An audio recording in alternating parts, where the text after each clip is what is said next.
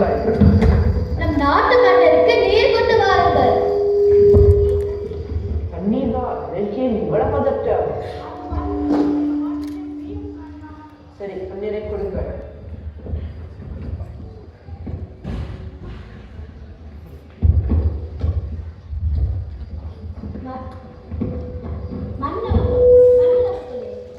நம் அரசு வைக்க சில வழக்குகள் வந்துள்ளன. சரி, கூறுங்கள், கேட்கும்.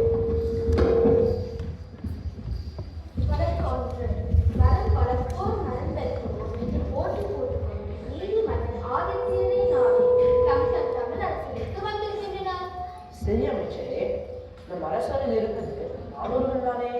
அது யார்? எனக்கு தெரியாத நீதிமன்றன் வெகுதான் பெருமை பிடிக்காதே.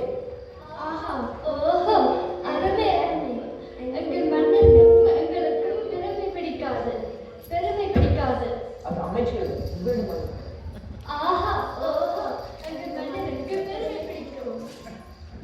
மரம் வழக்கை போட்டு வருவதை வர சொல்லுங்கள். மதம் வழக்கம் போட்டு வருவதில் ஒருவர் உங்கள் உறவினரா? நல்ல வேலை, முன்னதாகவே கூறிவிட்டார். நீங்கள் இதற்கு தீர்வை கூறும். ஒரு ஆலோசனை, நம்மே அவரை கூப்பிடக்கூடாது. யார் அவர்? மரம் வளர்ப்பு அனைவரையும் தூண்டி தன் வீட்டில் அர்ச்சனா மரம் பல வளர்ச்சிக்குமே வளர்த்து மாணவர்களுக்கு வழிகாட்டியாக இருந்து ஏககணைய தலைவர் வெண்கல விஞ்ஞானி டாக்டர் அப்துல் கலாம் அவர்களே. நல்ல ஆலோசனை. அழைத்து வாருங்கள் கலாம் ஐயா. சரி, சரிங்கள் மறக்காமல்.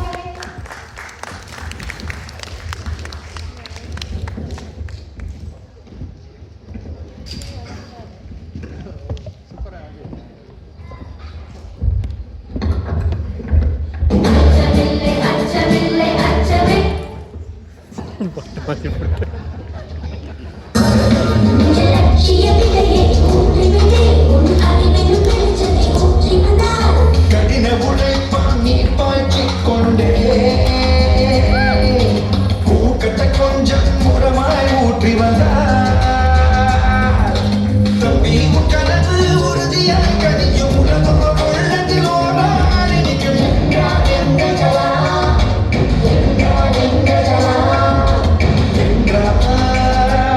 அவரே அப்துல் கலாம்.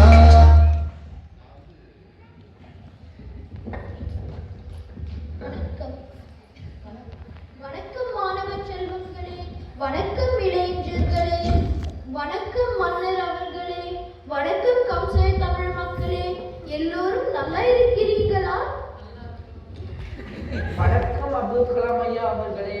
அரசவைக்கு வந்ததில் மிக்க மகிழ்ச்சி. மரம் வளர்ப்பதில் என்ன வழக்கு சொல்லுங்கள் கேட்போம். வணக்கம் அண்ணா. வணக்கம் கலமையா அவர்களே. என் பெயர் மாஷினா மணி. வணக்கம் அண்ணா கலமையா அவர்களே. என் பேர் ஆதி. எனக்கு மரம் வளர்க்க மிகவும் பிடிக்கும்.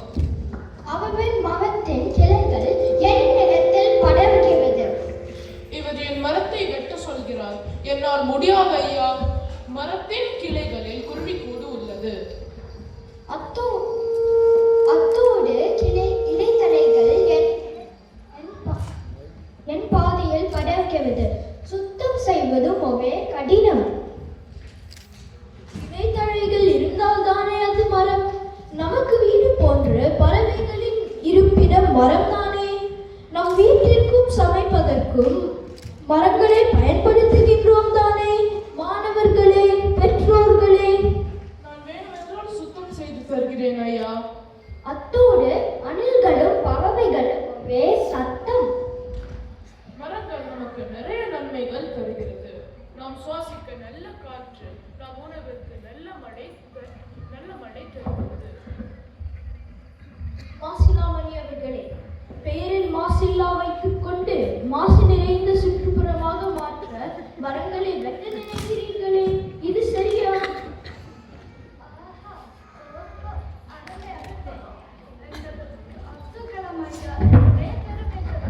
அமைதி அமைதி. கூறுங்கள் ஐயா. கிளி வளர்த்தே பறந்து விட்டது, அணில் வளர்த்தேன் ஓடிவிட்டது, மரம் வளர்த்தேன் இரண்டும் திரும்பி வந்து விட்டன. நம் சுற்றுப்புறத்தை சுகாதாரமாக காக்க, இயற்கை வளங்களை மேம்படுத்த மரங்களை வளர்ப்போம். மரம் வெட்டுவதை தவிர்ப்போம். மரம் நடுவதை சேவையாக செய்யுங்கள். இது நமக்கு தூய்மையான காற்றையும் மழையையும் தரும். நம் கல்வி போல் நல்ல பண்பை தரும். நம்மை மேலும் மேம்படுத்த. நமது பிறப்பு ஒரு சம்பவமாக இருக்கலாம், ஆனால் நமது இறப்பு ஒரு சரித்திரமாக இருக்க வேண்டும். நம் மரங்களை வளர்ப்போம், அழிக்காமல். புரிந்ததா மாசிலாமணி அவர்களே? நன்றி ஐயா, என் கண்களை திறந்து விட்டீர்கள். நான் இனி மரங்களை வளர்ப்பேன். நான் இதை என் நண்பர்களும் ஓவனர்களுக்கும் இதை ஊக்குவிப்பேன். உங்களுக்கும் நன்றி மன்னா. ஆதி, என்னை மன்னித்துவிடு. நான் உன்னை துன்பம் செய்து விட்டேன். நான் உங்களுக்கு நன்றியை தெரிவித்துக் கொள்கிறேன். இனி வரும் காலங்களில் நாமும் மாசிலாமணியும் சேர்ந்து மரம் வளர்க்கும் பணியை சேவையாக செய்வோம். அடுத்த தலைமுறைக்கு விதைப்போம் என்று கலாம் ஐயா அவர்களே விதைப்பது போல்.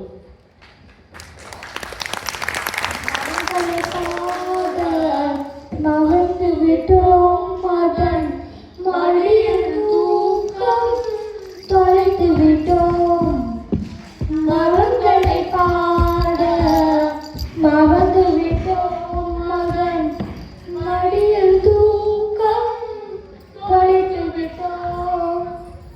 அவர்களெல்லாம் ஒரு கூடு, மனிதர்களெல்லாம் ஒரு வீடு. கூறி மக்களுடன் மண்ணின் அருமையில் திருந்து விட்டீர்கள். நானும் இந்நாட்டு மக்களுக்கு பொற்காசுகளுக்கு பதில் மரக்கன்றுகளை பரிசாக அளித்தேன். நன்றி, வணக்கம் ஐயா. நான் விடை பெறுகிறேன். எல்லோரும் கனவு காணுங்கள். இன்றைய மாணவர்களே நாளைய மன்னர்கள். நன்றி எல்லோருக்கும்.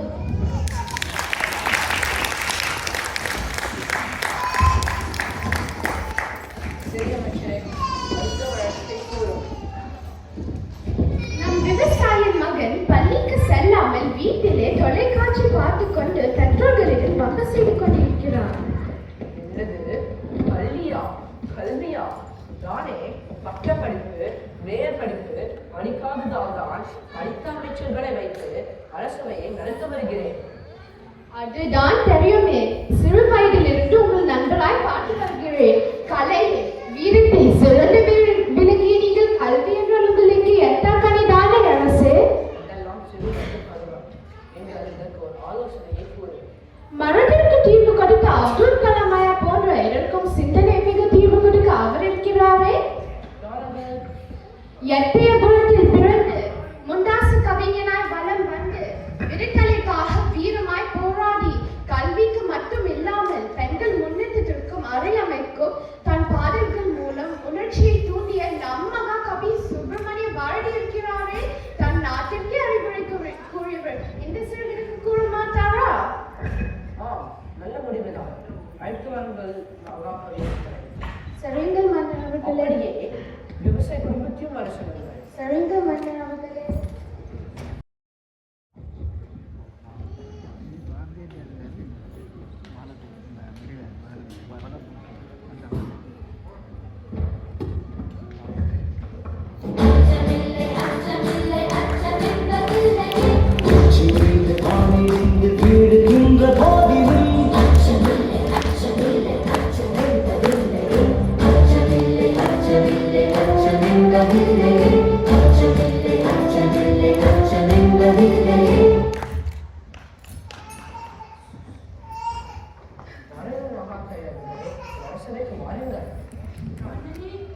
மன்னனே வணக்கம். மக்களே வணக்கம். மனதில் உறுதி வேண்டும், வாக்கினிலே இனிமை வேண்டும், நினைவு நல்லது வேண்டும், நெருங்கின பொருள் கைப்பட வேண்டும், கனவு மெய்ப்பட வேண்டும், கல்வி நாம் கற்றிட வேண்டும், கற்ற கல்வி 4 பேருக்கு புகுதிட வேண்டும். வணக்கம் மன்னன் அவர்களே. வணக்கம் மகாகவி அவர்களே. சான்றோரானவர்களுக்கு மரியாதையுடன் வணக்கம் கூற வேண்டும். முதலில் மன்னிப்பு கேளு.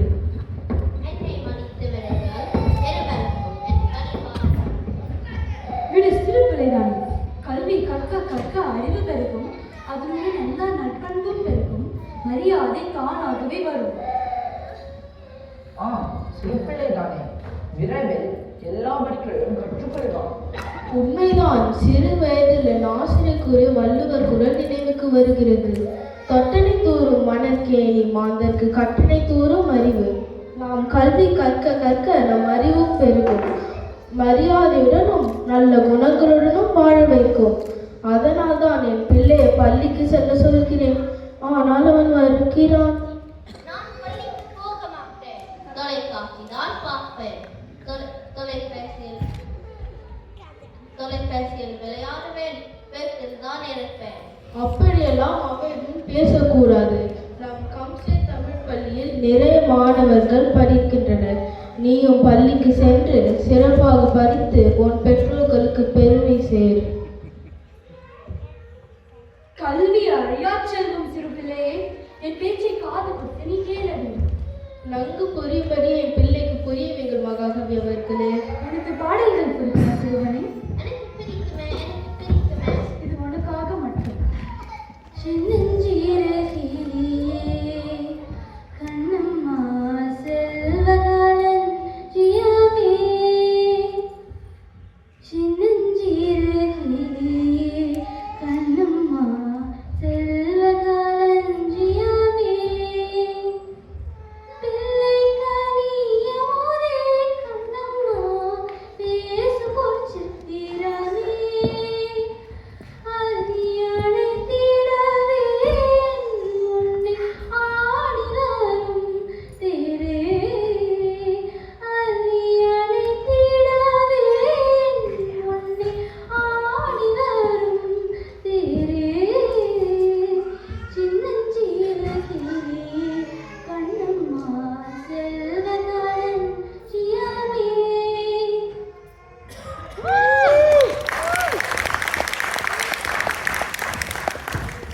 எனக்கு இந்த பாடல் மிகவும் பிடிக்கிறது. நான் பள்ளிக்கு சென்றால் இந்த பாடலை கற்றுக் கொள்கிறீர்களா? நீங்கள் பள்ளிக்கு சென்றால் உங்கள் ஆசிரியர்கள் நிறைய பாடல்கள், கதைகள், இலக்கண இலக்கியங்கள் கூறுவார். நான் நூலை உனக்கு கொடுக்கின்றேன். நன்றி பாரதி அவர்களே.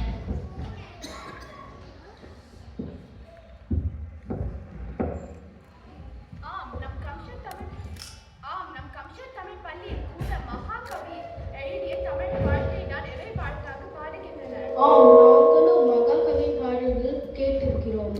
அதில் செந்தமிழ் நாடெடும் போதினிலே என்ற பாடல் மிகவும் அருமையாகவும் எளிமையாகவும் இருக்கும். நன்றாக கூறினீர்கள். நானும் மகாகவியின் பாடல்களையும் தமிழ் நூல்களையும் கற்று என் நாட்டு மக்களுக்கு நல்ல கருத்தை கூறுவேன்.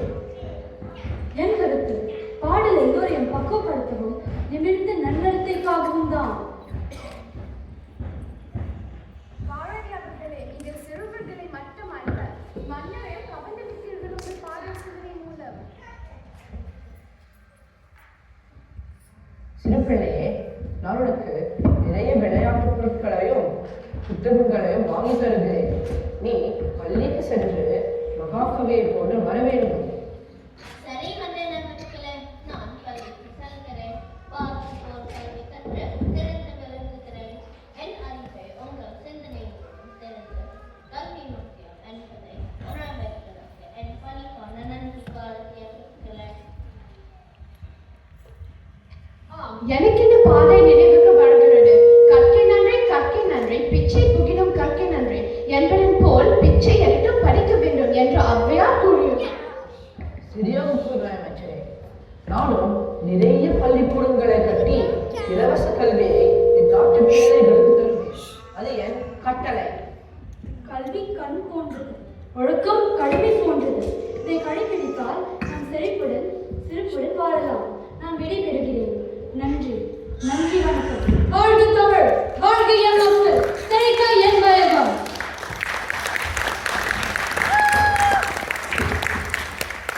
இந்த பொங்கல் பண்டிகை எனக்கு பொங்கல் மிகவும் பிடிக்கும். நான் தமிழை பண்பாட்டு விழாவில் ஒன்று.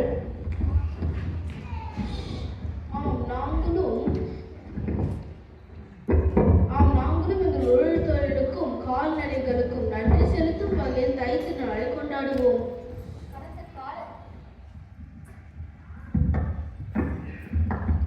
பண்பாட்டு காலத்தில் தைப்பொங்கலை அரவிலை திருவிழா என்று அழைத்தனர். ஆம், நாங்கள் நெற்பல பொலிக பொன்பெருத்து சிறக்க என்ற பாடல் பாடுவோம். சரி, நம் அரசவையில் இந்த ஆண்டு கொண்டாடுவோம். நான் கேள்விப்பட்டிருக்கிறேன். கம்சியர் பள்ளியில் தமிழர் பண்பாட்டை கடைபிடிப்பர். அத்தோடு தைப்பொங்கலையும் சிறப்பாக கொண்டாடுவர். மறந்தே ஆகிலும் விருந்தோடு உன் என்று கொன்றை வேந்தனில் ஔவையார் கூறியது போல் அப்பள்ளி பொங்கலோடு விருந்தோம்பல் பண்பையும் கடைபிடிக்கின்றனர்.